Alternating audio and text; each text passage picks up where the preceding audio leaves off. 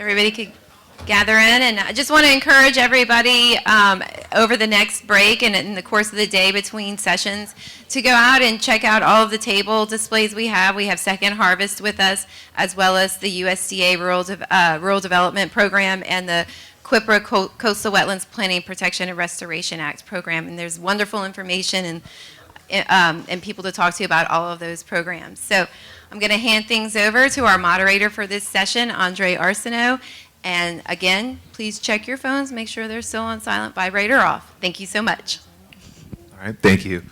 Good morning, my name is Andre Arsenault. I am a Food Alliance board member. I am also a Create Food Fellow here in Lafayette.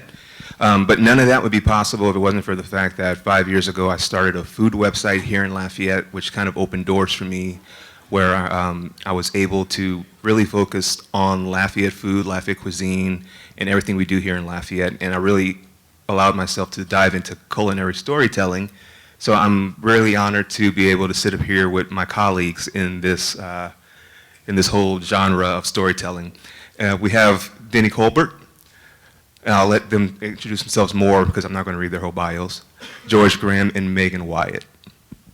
Introduce yourself. I'm Denny Culbert. There I am. I'm a food photographer. I started my career in newspapers, so storytelling has been how I've always made my living, I guess. And that's it's changed over the years, but the last 5-6 years I've focused fully on the food and beverage industry, hanging out with chefs and farmers and fishermen, and really focusing on South Louisiana and the community here. And that's kind of what I do every day. I'm out in the world hanging out, and really trying to tell stories mostly through Instagram, but also most of my work is assignment based. So newspapers, magazines, my work ends up out in the world that way. Hey, my name's Megan. Yeah, okay. My name's Megan Wyatt. So I've been a journalist in Lafayette for the last about 9 years. I was at the Daily Advertiser, Daily World, Times of Acadiana for about 8 of those years, 8.5 years. And now I am at the Acadiana Advocate, and I've written about food for a lot of that time. I've worked with all of these people here on the stage, and I've written everything from just restaurant openings to, deeper stories about the local food movement here and the food scene here. I love writing about, South Louisiana and the people here, and I think that the stories behind why people do the things they do, especially around food, that's kind of what I'm passionate about. My real job is an ad man. In the advertising agency business, I've had the opportunity over the last few decades to tell the stories of clients in the food business, in restaurants, and in the tourism space as well. We've done a lot of work and told the brand stories of our food economy in a way that I grew very curious, and it was that curiosity that began to come into play as I began to explore my own backyard. And with that came the birth of my food blog, Acadiana Table, and the cookbook, Acadiana Table. And it's just been a wonderful journey of discovery, and one that has allowed me to really embrace the food culture that we live in. We're talking about storytelling, and I always like to say that the stories tell themselves. All you do is have to talk to people, just begin to ask questions and listen, and then relaying those stories through the written word, as Megan does, through photographs, as Denny does so well. It's a great way of helping to preserve and promote our amazing food culture. All right, thank you all. I think the first question everybody probably wants to know is that we all tell stories, and there's stories that could be told about everything, so why food? Why is food the story that you tell? Who wants to go first? Yeah, let me take that one because it dovetails into the whole client aspect of tourism. When you talk about food and our food culture, it's unique, and we have something very rare in America, if not the world. And through my tourism work, I was privy to a lot of research projects that we did to find out why visitors came to Louisiana. And it was always a mix of things. There was the culture, there was the architecture, there was the music and the history of this amazing state we live in. But at the end of the day, it was always one thing that set us apart from other parts of the country, and that was food. It was the driving reason. It's why you see in most every tourism ad at the state level or in New Orleans or Lafayette, you're going to see gumbo and crawfish, etouffee and jambalaya and all the wonderful things we do. Now, it may have a music backdrop, but food is a driver. And I think that's an important component of where we live and why people want what we have. All right, thank you, George. Megan, you want to take the next? Want to take it as well?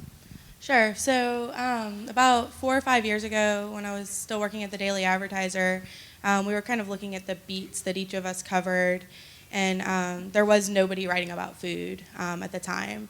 And that was actually something that I brought up to my editors. I was like, people here are so passionate about food. They're passionate about, everyone while they're eating lunch is talking about what they're going to be eating for dinner, what they're making for dinner. And also there were just like all these new restaurants, locally owned restaurants opening, and I didn't feel like they were getting coverage like they deserved. And so that's when they actually created that beat, and that's where I worked for a good 4 years before I moved over to the Advocate. And I think that's why I wanted to tell the story of food through journalism, because I think, people really care about that, especially here in South Louisiana. Awesome, thank you. Similarly for me, when I worked at the newspaper, I started a column, and it was right after I'd moved here, going into local restaurants and spending a day just hanging out, being there for eight hours, seeing what their lives were like. And I had no experience in food before that, but it's such a great way to get into any community, especially this one. So I learned about Lafayette through local restaurants, and then after the newspaper, just sort of worked out that I see the way food and light interact well. So my photography went that direction. But also, I've stuck with it, I think, because of the people behind it, because of the farmers, because of the chefs. They're like the most creative people, the people whose brains are always like moving towards the next thing, moving quickly and are exciting and creative. So it keeps me inspired as well. Thank y'all. Now, how do you think that culinary storytelling has changed in the last 5 years? And what do you all predict it will happen in the next 5 to 10 years? George? Yeah, I go back to my advertising agency background. Everything's changed. And if you think it's changed today, just wait 5 years from now.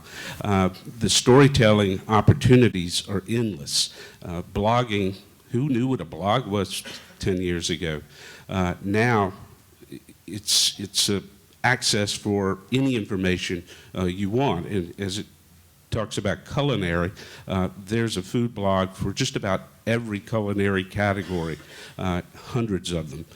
So the point is that you have an outlet today through not only blogging but social media to tell your stories. Tell them in quick sound bites via Twitter or in longer form articles via your own blog where you can control the message, but you can connect with readers in a two-way conversation. You can begin to have subscribers who show their loyalty and begin to take part in what you're doing. So storytelling has never been easier. Many years ago, you had to write an article and submit it to Megan and hope she might publish it. But these days, the control is in your own hand. And the newspapers and print are still a wonderful opportunity to tell these stories, as Denny does with Garden and Gun and so many other publications that you see his work in. So everyone is chomping at the bit to tell the food story of Louisiana. So if you get out there and begin to embrace these opportunities, it will pay off. Anybody else? I really think video too is a huge thing in culinary storytelling. I feel like that's what I'm seeing a lot of, and I mean, everyone here has probably seen some of the Netflix original series on food, and I think that's something that I'm really drawn to, and I'm a writer, so I'm sure that a lot of y'all are as well. Denny? Sure. I was just to add, like moving forward. I mean, now there's endless ways to get your story out there, whatever you want to say to the world. It's you have a platform for it. But moving forward, I mean, I'd like to see, and for my own work, we'll be moving towards that, just more like digging into like the culture of food, but also conservation and some of the things that aren't just pretty pictures of food, going beyond that. Okay. And now just to piggyback off something that George mentioned, there's been a huge effect on storytelling because of social media. So what would you say to people in the room, based on their industry, how they could use social media to help get their message out? Anybody? Like, how would you use social media? Right. I mean, taking it from sort of like my perspective, and I work in a lot of restaurants, so I try and tell people like the best thing. People want to hear your story. People want to hear what you have to say, why you're unique, and like it is difficult to kind of separate yourself from everyone else, especially with just so much information coming at you all the time. But to be able to present something, everyone has a unique perspective and a unique story to tell, and you can use social media to do that. Whether it's you or someone on your staff that is able to take a decent iPhone picture, but also to add context to it through the caption and through that, even through video as well. I mean, I think like the most interesting people who I follow along with are people who are telling their story every day and kind of just giving a little bit of perspective into what they're doing, not just the product that they're selling. I agree with that. A lot of people pitch me stories, and it's the worst whenever I get pitched something that's just, oh, you should write about this because it's important, or something very vague like that. I'm like, tell me the story. There's a story. Every single person has a story. Tell me like the why and the how, and who is that person. And with social media especially, I think the story is very important. Also that like sneak peek behind the scenes of something, behind the process, behind something that, if you're a public-facing business, the public may never see. Be brave with that stuff. Maybe share something very personal to you. Those are the things I'm drawn to whenever, I'm on social media. I think Grant alluded to it in the last session when he held his cell phone up, his mobile device.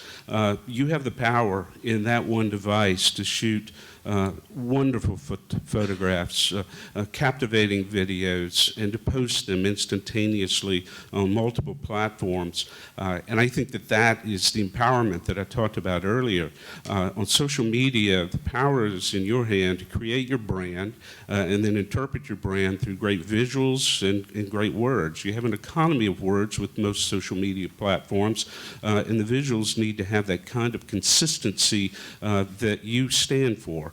And I think particularly in Instagram, which seems to be taking the lead in the food space, you have this exceptional, easy, I will say, easy, I put quotes around easy, way of really capturing what your passion is all about and interpreting it through your brand. So just start experimenting with it. Look at other social media sites and Instagrams on food and begin to really see what they're doing. Awesome. Great advice to everybody. Now, in your opinion, who is making the greatest advancements in culinary storytelling, and what exactly are they doing? I mean, are we talking locally or? Just Okay. I kind of go back to what I said earlier. Like, I love the things I'm seeing on Netflix, some of the original series, where they're really looking into like the process of making a certain thing, or they're following someone to a certain, like, I mean, I've always been drawn to like going into a culture and seeing what they do through food. I mean, Anthony Bourdain style journalism, I guess, is kind of what I'm drawn to. I think that's. right. Yeah, I'll also echo Anthony Bourdain really changed the whole dynamic of the food culture of storytelling. And I think you're seeing more and more of that. It's more of an irreverent approach of drilling down into the people and the culture behind the food. I've tried to do that in what I do. I know I'll speak for Denny. I know that he has as well in his visuals, and it's those kinds of real important parts of the culture, particularly of Acadiana, that is so intriguing. So really look beyond a plate of food and try to go behind it. I did I thought was a really good capture of a cochon de lait, but the real story behind the cochon de lait was Max Backe, who turnkeyed the whole thing. We went and got the pig out in Kirk Martin's slaughterhouse in Karen Crow, and it was that whole day spent, preparing that pig roast. In his perspective, that made it a good, compelling story and lots of good feedback. And hopefully you sold some wonderful meat products off of that as well. But tell the stories behind the food. You have anything, Denny? Sure. Add to that. As far as like organizations to look at or publications, tastecooking.com is kind of this up and coming food journalism website that's run by Penguin Publishing, but just covers like a vast just variety and doing more long form journalism and telling great stories. And then I'm just thinking like of other examples of things that have kind of stuck out for me. There's this company called Diaspora. They're selling turmeric, and I mean I just ordered a $18 jar of turmeric because of the story behind it. Because they're telling the story of the farmers in India, and they're delivering an amazing product, but how different is it from what I would buy in the grocery store? A good bit, but still, like, I bought it because of the story behind it and because of their branding. I mean, I think looking at building your own personal brand for whatever you're doing is important right now. All right, now we've mentioned Netflix, we've mentioned social media, we've mentioned all these things that have kind of caught our eye in 2019. Now, besides those things, what do you think is the most interesting trend food-wise? It could be storytelling, it could be what is industry-wide for these guys. What do you think is the most interesting trend for 2019? Again, I think Megan said it earlier, video is changing everything. And again, I go back to your mobile device. Shooting video, good quality video, is never been easier. So you're seeing more and more of video capture. First, it was the flat lays and the overheads of the hands making the dishes, rapid fire 60-second videos. I've done a few of those. But now you're seeing it more move into the well-lit shots of food as it's being prepared with a voiceover that tells a story. And you can do that in 60 seconds, 2 minutes, very easily if you take a little time to learn your craft. But video, I think, is the game changer as we're moving forward. And you're seeing most blog platforms move aggressively into video. Okay. Anybody else? Sure. I try not to look at trends and try not to like think about what everyone else is doing because I'm competing with everyone else in what I'm doing. So I guess if anything for me, it's trying to reinvent all the time and just kind of get people to pay attention to what I'm doing and create my own voice in it.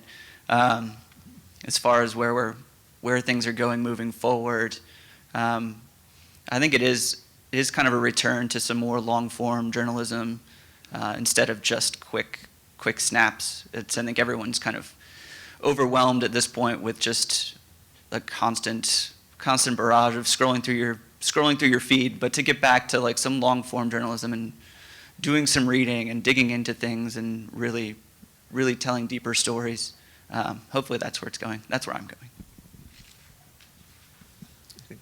That's kind of what I would say is, people are looking at very short pieces of information, or they want to dig really deep and drill down into the why. I think the middle ground is really, obsolete almost. Like they'll pass that up. Right.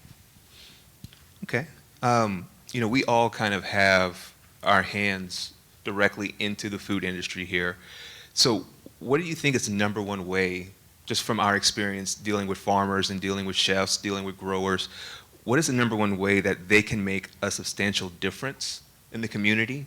In every way that can be it with farmers markets, be it with direct buyers, what is the one way they can make a substantial difference? I think it's the community aspect of it. I think it's being able to connect with people who are doing the same thing and help each other. I think that's been the greatest thing with all of it and that's sort of how I got into it as well. So spending a whole bunch of time with the handful of chef-driven restaurants we had in Lafayette, maybe 5-6 years ago, and my wife and I started something called Runaway Dish, where we would pair chefs together and have them come together with no competition, no anything, just the idea is to create and be around each other and to share ideas.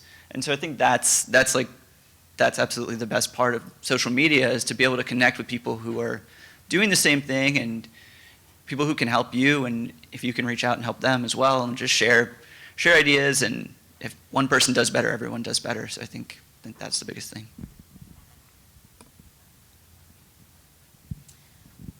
I guess yesterday, a lot of us took we took a bus and went to all these different farms and heard all these people's methods and stories. And, a lot of that, it's hard sometimes for, I think, a lot of consumers to justify paying twice as much, 3 times as much for a product. But, hearing those stories, I think, is what makes people willing to pay more for that product. They want to know where their food comes. They want to know how it was grown or how the animal is treated. And I think that is a really vital thing for farmers to do, and it's not something they do well a lot. I think farmers are very humble people for the most part, so they don't, showcase their story well sometimes. So I think really, getting out there on social media in person is one of the most important things they can do to get people to purchase their products, which means they can produce more and sell more and stay in this industry. A key word for me is collaboration. And I think that it kind of goes back to the whole sense of community. And our farmers market here in Lafayette at the horse farm was a game changer for me, as I saw competitors come together and really share information, share a love of what they do and the passion for what they do. And I think there was a change in the sense of this community. I think that Runaway Dish and what you and Katie created was one of those real game changers in the restaurant space, where chefs came together and worked together. There was a time, some of you remember, where in the food industry here, there were no organizations that would have this kind of forum and talk. Chefs were competitive. They were not talking to each other. A lot of that's changed, and we have a real renaissance in our local community, and one that we should be proud of and embrace and really nurture and look to build on. Okay, good point. We've given a lot of just good information out here, but just getting back to the logistics. There's probably a lot of people in here who they want to implement all these points that we've talked about. So what has helped you get where you are in culinary storytelling? And some of these people in here, they might want to start using some of these points. So what advice would you have for those who want to kind of set off in that similar direction? They want to start doing this culinary storytelling. What are some real pragmatic things they can start doing? The biggest thing, honestly, is to immerse yourself in the culture. Talk to people, go places, go to the farmers markets, really talk to people, be curious, ask them questions, because that's how you'll find the story. And then depending on how you want to get your message out there, you have to practice that craft. You have to write almost every day. You have to video or edit video almost every day, take photos almost every day, whether you're going to put them out there or not. I think those are really practical things to do. And honestly, today it's so easy to get your get your stuff out there, but it's not as easy to get that audience. So I would, focus on trying to do things very regularly, creating social media channels, and getting your stuff out there. That's really what I would recommend. And I would say that's it. I mean, it's doing it. It's getting out and doing so, but also finding something that you're passionate about as well, because it's going to come through in the end. And for me, it's been just trying to find a voice always with it, and trying to have the most authenticity in the photos that I'm taking and presenting to the world. I do a lot of different things in food, but they're the ones that I'm most proud of and that I show to the world are the things that have meant the most to me, the people that I've met that have had great stories to tell, and just the imagery that can speak to someone else, to be able to like take someone else to a place with one photograph, and to be able to tell one story through just one image, is what I've been trying to do for a long time, and I'm still always working at it. But it's literally just picking up a camera every single day and making a picture and putting one thing out there that's important to you. And I think that's sort of what I do. For me, it started with the skill sets that I developed over the years as a writer, a photographer, a cook. I began to embrace those skills that I had developed and really project it into something that I was very passionate about. So I think that you've got to find your particular passion and what you want to do. Acadiana Table sprang from the mission statement, very simply put, to preserve and to promote the food culture of Acadiana. It is really a simple proposition of what can I do to help preserve and promote this thing that we have that's so special. So I'm not a golfer, not really a hunter. Fishing days are kind of behind me. So on a Saturday where everybody else has this full day planned, I'm out there riding the back roads and meeting the growers, or what I like to refer to as the butchers, the bakers, and the boudin makers that are all along these wonderful byways that we have throughout Acadiana, and just connecting, shaking hands, asking questions. The curiosity of storytelling takes shape, and the flood of information. You're making notes, you're recording, you're taking photographs, and you go home and you write about it, and I post it. So for me, the platform became Acadiana Table. I had no preconceived notion of writing a cookbook, but all of a sudden I started winning awards for Acadiana Table. Savoir magazine named it a finalist in the best food blog. The International Association of Culinary Professionals named it best narrative food blog, and the publishers started contacting me, and I wound up finding Harvard Common Press in Boston, and we launched in 2016 Acadiana Table, the cookbook. And so that's been a wonderful springboard for taking the message even further into Barnes & Noble and all the independent bookstores across, and Amazon sales, and it's just been a phenomenal success. And from that, we launched a product, Rox's Roux, one of the key stories that we started on Acadiana Table, now is in all the Fresh Market retail stores throughout Louisiana. So from the standpoint of a revenue stream, never really had that in mind to begin with. It was more of a hobby, but it's starting to turn into something that's a business, and I hate that. I'm sorry. But it's one of those things that people fall in love with the food of Acadiana. And when I say, I have 12,000 subscribers who have subscribed to the blog, who get an email message every Monday morning at 8:30 for that particular week's story. I have over 10,000 followers on Facebook, 1.2 million page views per year on the web blog. And it's not just Louisiana. It's not just Acadiana. It's international. Who knew they had crawfish in Finland? These people want to learn how to make étouffée. There's just a wonderful opportunity to connect to ex-Louisianians who now live in Oregon or California or New York, who just so miss everything about our culture. And I think that you're going to immediately, through a blog or even your social media feeds, begin to connect with people on a very passionate level. Yeah, thank you. I know I look forward to my Monday morning Acadiana table email. Now, there are a lot of common misconceptions about culinary storytelling and about our industry in particular, one being that we all eat for free at every restaurant in town. How can we combat these misconceptions and communicate the truth about our industry more effectively? That's a big question. Yeah.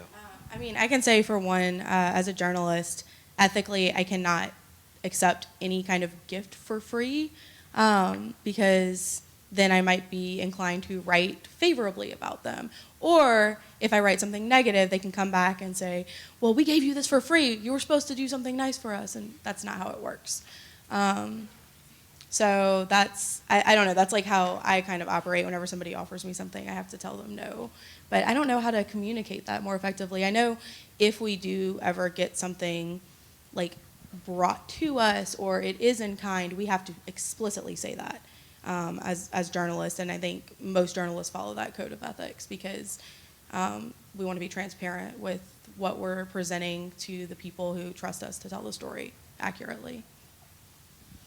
Yeah, same here, but if you're a chef and you want me to come into your kitchen and sample your gumbo, your étouffée, and your crawfish bisque, yeah, I'll definitely be in there. And I think that that's a way of really reaching out to people. You know, the open doors of homes are through the kitchen door.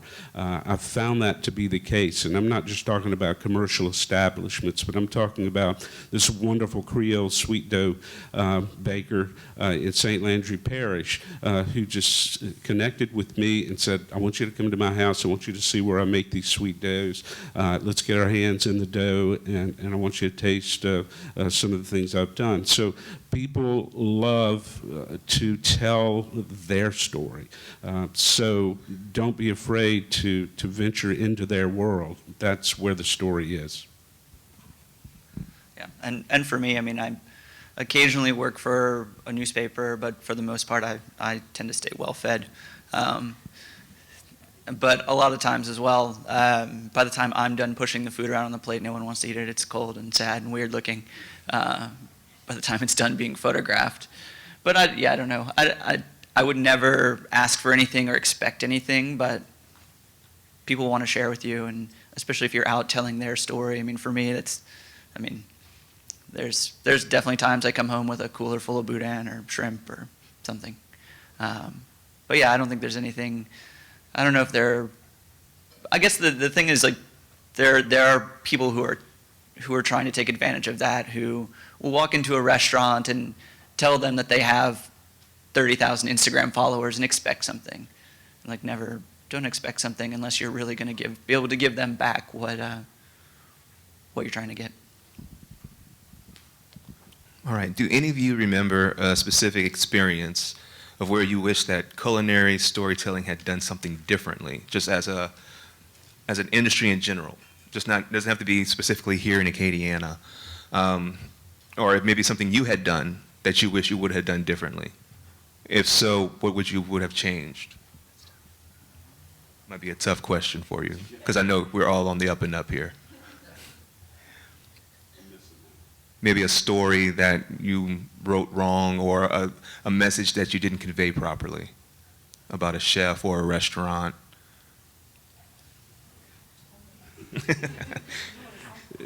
When you said got it wrong, that clicked.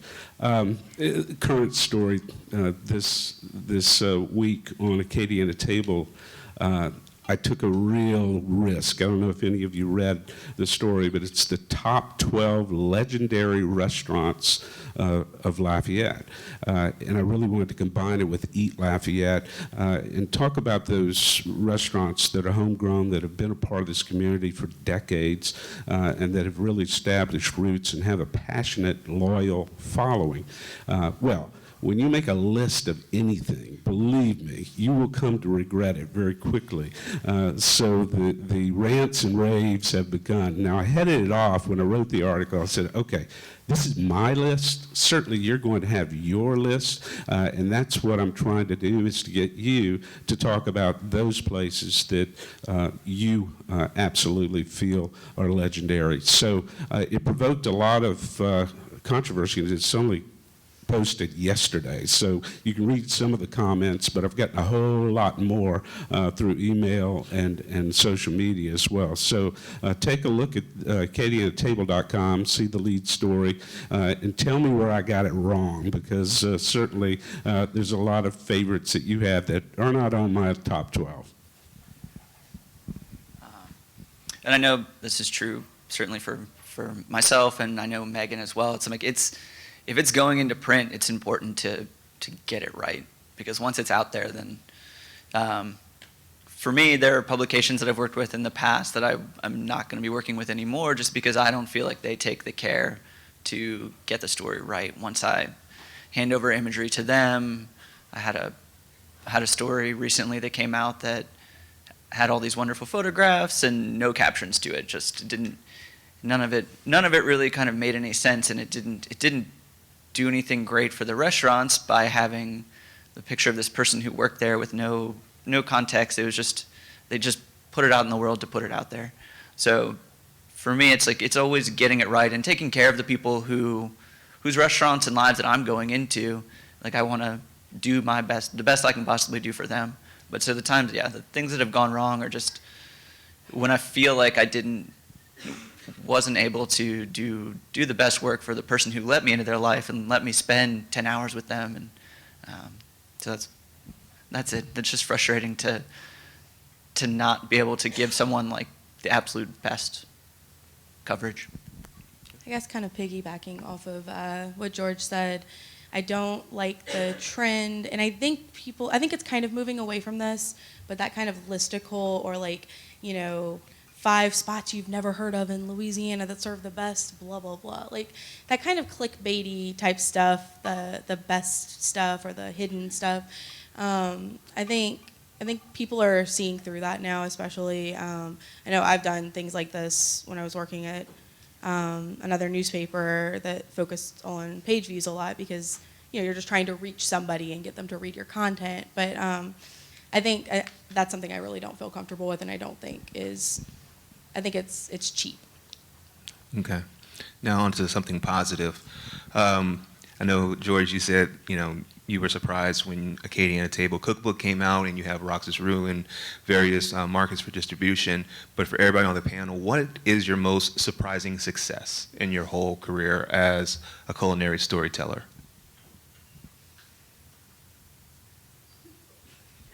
I don't have any of it. Well, I guess just being able to do this to make a living at telling stories through food is the most surprising for me. I mean, I get to wake up and do something that's really, really wonderful and fun every day. Of course, there's running a business, there's a lot of work to it. But just I don't know, I've been really lucky to find this. And each year, each time, there's a new success. I don't know if it's surprising, because I feel like I've worked hard at it for so long. But being able to do cookbooks, I have a couple cookbooks that just came out, and a couple that are coming out this year and next year. And then working for Saveur magazine for the first time this year as well. That was kind of like a milestone in my career. I started with the writing, and the photography was sort of like hit and miss. If you see some of my early posts, which some of them I've taken down, photographs were not good. Denny came into town and upped the bar on food photography, and I began to learn food photography from the ground up. And it took me some time to really find my stride, but I think this most surprising thing was being honored this past year to show my food photography in a museum. Louisiana Arts and Science Museum had invited 5 food photographers from Louisiana Denny was one of them, certainly, and I was as well. And that was a validation, a surprising validation of the skill sets that I had developed in food photography.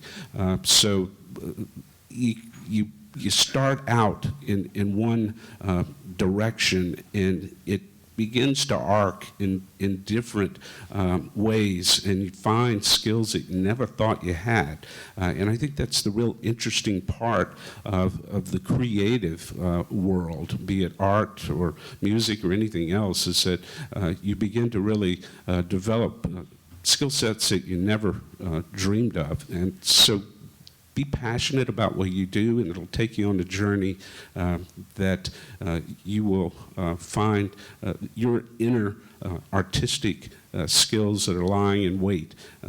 It's fun. Kind of like Denny said, I feel like, this is something I've worked at for so long that maybe nothing has been super surprising in terms of success, but one of the things that I found is, I'm more comfortable with meeting people one-on-one, telling their stories. I love that type of storytelling. But something else I've done, because I do work for a newspaper, is try to do some myth busting and using data to prove things or disprove things. And, one of the things that surprised me most, I think, was that, this is something I heard all the time, that Lafayette has more restaurants per capita than anywhere else in the country, the world, whatever. And one day I was like, how do we prove if that's true or not? And so I got a list of every single place from the Department of Health and Hospitals in Louisiana that has a permit to serve food. And then I went through and I eliminated the hospitals and the schools and the nursing homes and all of that and determined just the pure restaurants of it. And I went through that for every single city in Louisiana and determined that we didn't even have more restaurants per capita than New Orleans or other cities, and it may have we may have had more than New Orleans, but then other cities in the state. And I think things like that have been maybe surprising, that I can take on something that I want to know more about. I can share that story with people in terms of success, I guess. All right. Well, thank you all for your contribution to the culinary industry, and thank you for joining us this year for the first food summit. And I think we're going to go ahead and, if anybody have any questions for any of our panelists?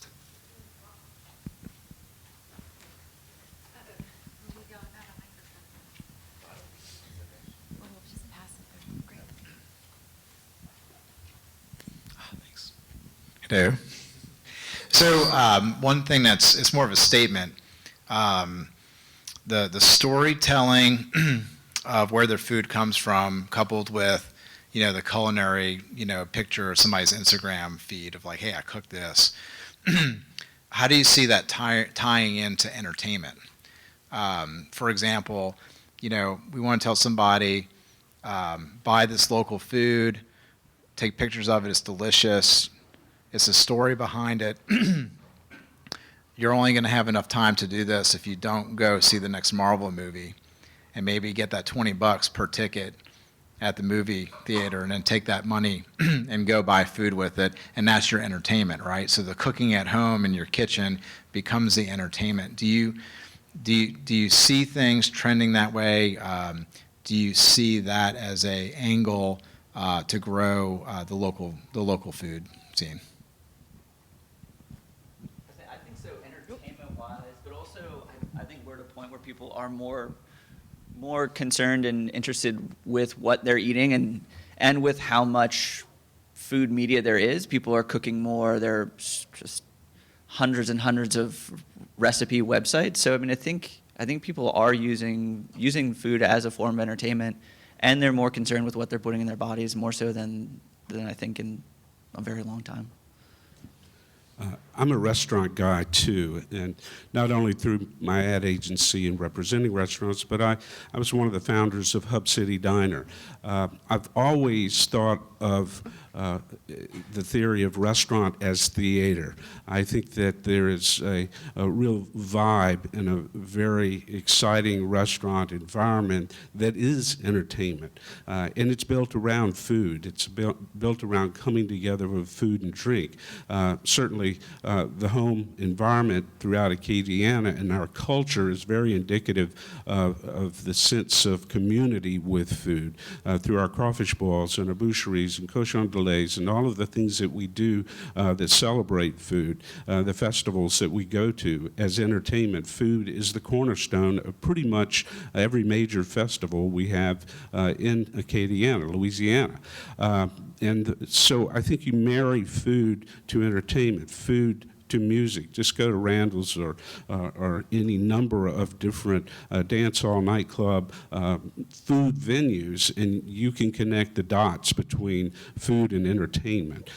So look for those opportunities to really tell the stories of how it is such a cornerstone of our culture as it relates to entertainment. What they said.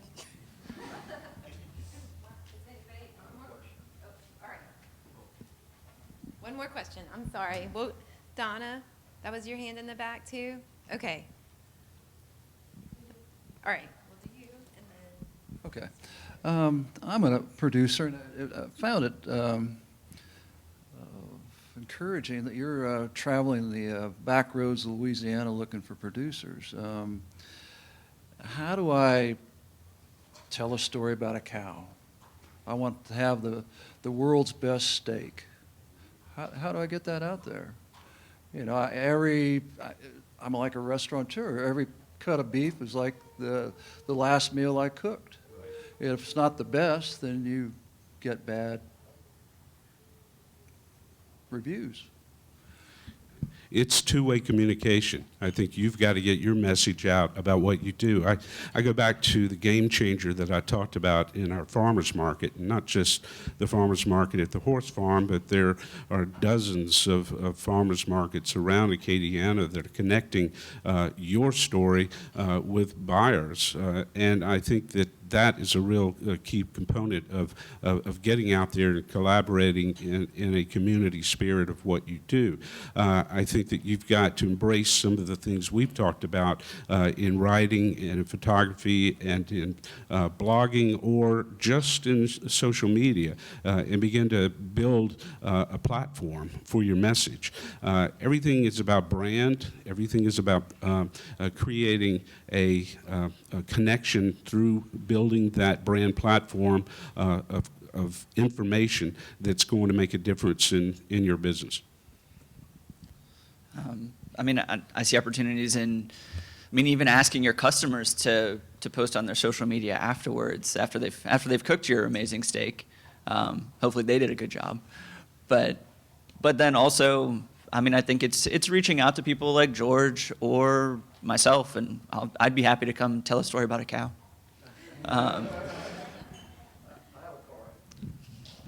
On that note, telling a story, I think you did an excellent job with the Mosquito Supper Club in the basin, that article, because it was such a great storytelling through pictures. So just wanted to compliment you on that. Thank you. All right. And with that, we'll go ahead and close this panel. I want to thank everybody for joining us. Andre, you did a great job as our moderator. Denny, George, and Megan, thank you guys so much for sharing your insight and your expertise and what works and what doesn't work and how to move forward. We really, really appreciate everything. We're going to take another break for a 10-minute break for coffee and restrooms. And when we come back, we'll have our next panel with Reduce Waste, Boost Sustainability. Our Fearless Acadiana Food Alliance president will be our moderator for this session, and it features Gretchen Vanacore, Emily Slazer, Larry Fontenot, and unfortunately Jacob was not able to join us today. So that's okay.